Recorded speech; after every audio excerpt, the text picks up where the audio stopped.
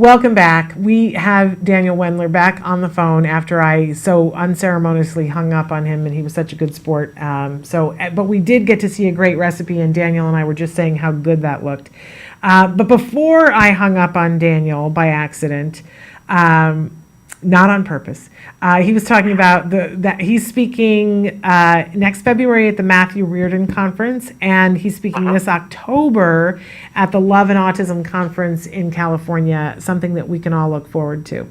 And he is available as a speaker, and he's a brilliant speaker, and something that's so very topical. I want to encourage, if you've got an event coming up and you need a speaker, Daniel's a great speaker. And should they go to improveyoursocialskills.com or go to danielwendler.com for that? Either is fine. The contact form on both websites just goes straight to me. So, pick your favorite, and then you can contact me that way. Okay, great. So, Daniel, I want to talk about dating because it's changed so much. The rules are different, and I see a bunch of teenagers and young adults on the autism spectrum who have parents who dated before the digital age, and we're all a little bit lost and wanting to help our kiddos. And we've got so many people writing into the show saying, where's the rule book about dating? What advice do you have that you can give to our viewers? Sure. So I think there's a couple things that are coming to mind. One is really to realize that dating is just an extension of friendship. Like, the skills that will make you a good friend, such as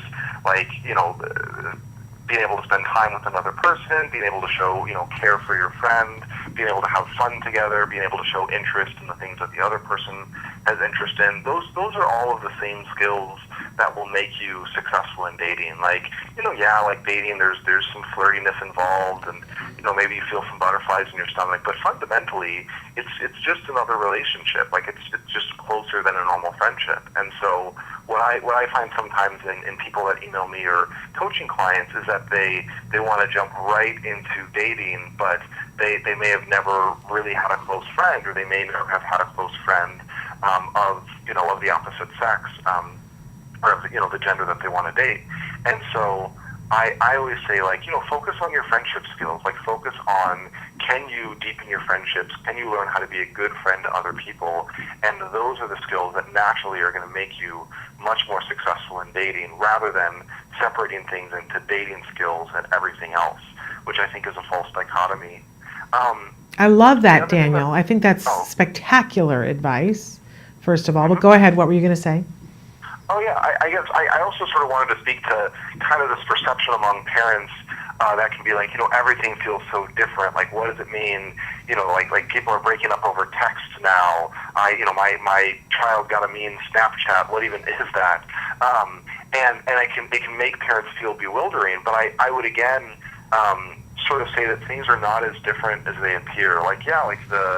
The medium for the communication is different, but all of the emotions are the same as they were in every generation. The emotions of wanting somebody to care about you, and being hurt when that person turns you down, and being anxious about, does this person like me or not? So one thing that I think parents can do really well is they can really empathize with their child's, whether it's a teenager or adult or whatever, they can empathize with their child's emotions, and really be like, you must be, that must feel really bad to have that person, turn you down, or it must feel scary to have sent that text and then not got a message. And not only does that make the child feel heard, but it also gives them language to to understand their own experience. So if you say, it sounds like you felt, really anxious when you talked to that girl for the first time, because you were worried if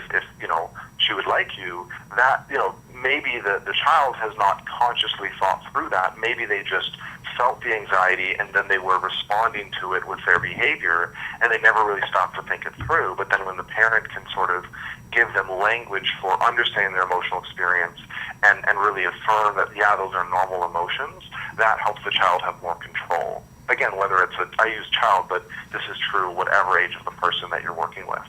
And Daniel, these are such great tips and great ways of looking at things. It just reminds me of why we get so excited when we have a chance to talk to you, and why I really want to encourage people, go to Daniel's website, Daniel Wendler, Wendler, or improveyoursocialskills.com, because you just make it like so accessible for all of us. I think a lot of times we make it way, way, way too complicated. So this is why I'm so excited that you're in the world and doing what you're doing. Let's talk a little bit about your new book. I have not had the opportunity to look at it yet, but I am so intrigued by this idea of leveling up your social game. So is this a rule manual for, and just uses the metaphor of gaming, or does it go into some of, because that's a huge way that people interact now. Somebody was just saying this the other day on the show about how it used to be, even for the guys, that the guys would get together and they'd be like, what are we going to do tonight? And they would go hang out and do whatever. And now more and more it's guys saying, okay, so I'll meet you in this game room and we'll play on this team against that team. It's a different, and I'm just wondering, does the book cover that, or are you just using it as a metaphor? So I'm just using it as a metaphor. I don't have any advice about how to interact with people in game worlds specifically, but I think that most, again, just like how dating, same skill that you find in friendship, I think that virtual interactions can benefit from a lot of the same skills as other interactions as well. So I think it all is, improvement in one area is going to help you in all of the areas. Absolutely, absolutely. I really want to encourage people, so we can get the books on Amazon, but I think we can also get them on the website. I feel like I was able to go to a link to be able to get it from your website, and encourage people, if they have questions, to write and ask you. I guess so many people write and say, I don't know how to do this on my own, and it always makes me think, but you figured it out. Do you think that you just had mad skills in this area, and that you wanted to learn? Why do you think you were able to figure it out on your own? Mm-hmm. Yeah, I think just sort of briefly, I think that there was a couple of different things that were really helpful for me.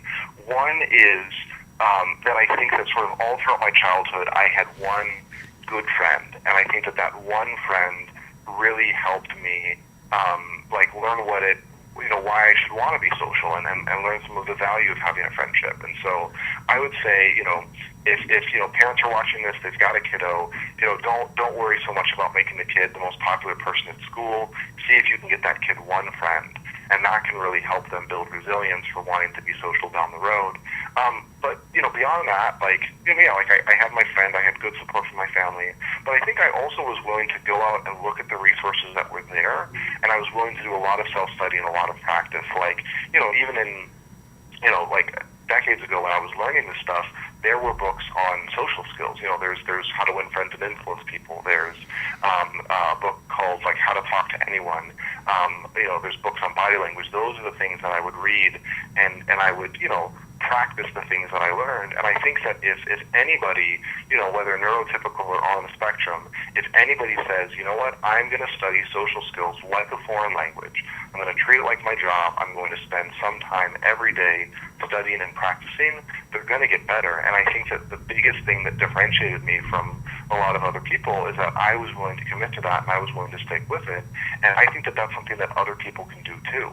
I think that you just have to be willing to say, where are the resources, and how do I really use them and really work on this? I'm so impressed with you, Daniel. So impressed. Now that you're 2+ years in to your studies, what's the end game plan for you? Where do you picture yourself in, say, 10 years? Yeah.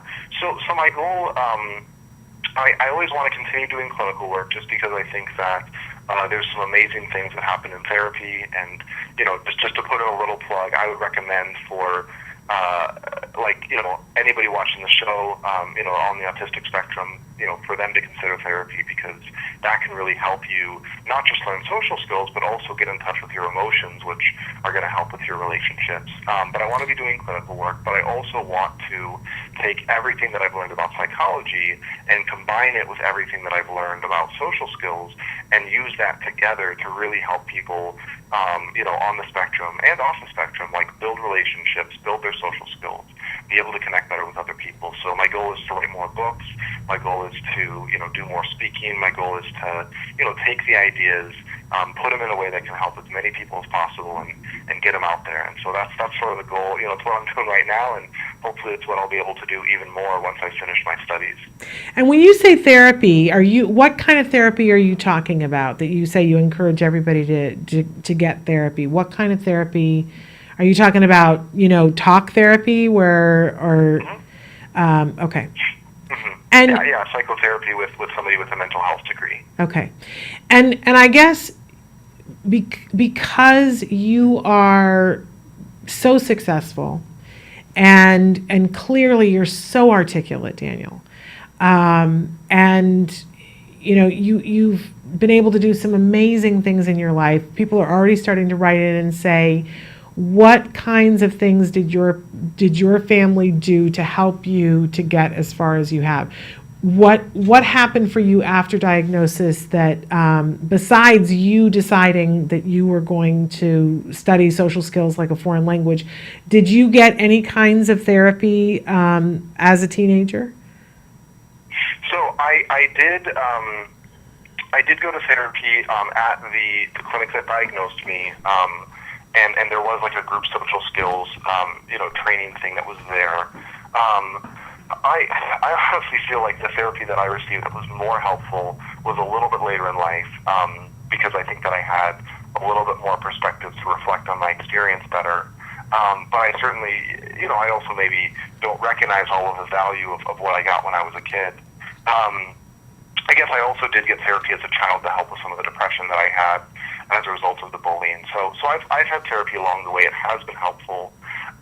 But to answer your question about what my parents did, I think one is that they set up very patient structures for teaching me social skills. So the example I always like to give is we would watch movies at our home, and I would have the remote so I could pause the movie, and anytime that there was something that would happen that I didn't understand socially, I would pause the movie, I would ask my parents, and in a friendly way they would answer and explain, this is what happened. And then that sort of like in the moment teaching really helped me understand better. I'm sure it wasn't the most fun way to watch the movie for them, but they were really able to be patient and allow that for me.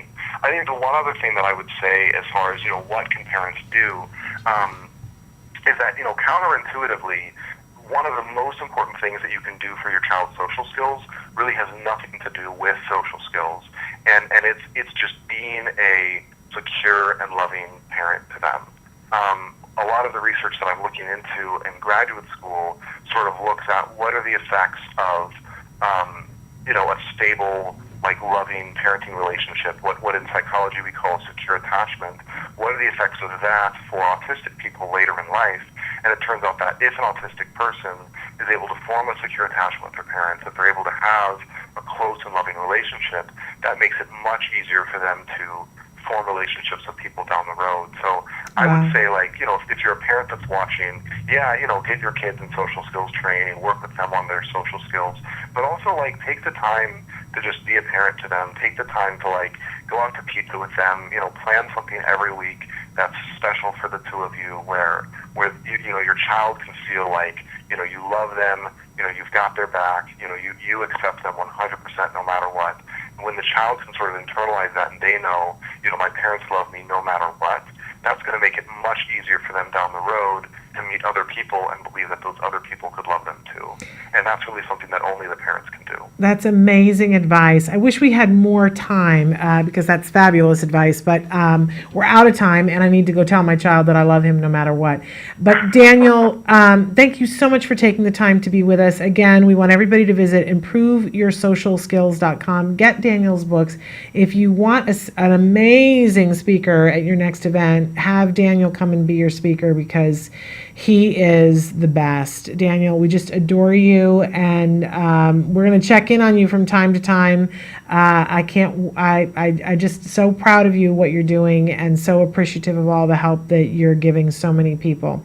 But we're gonna say goodbye for now, and hopefully I'm going to see you at the Love and Autism conference.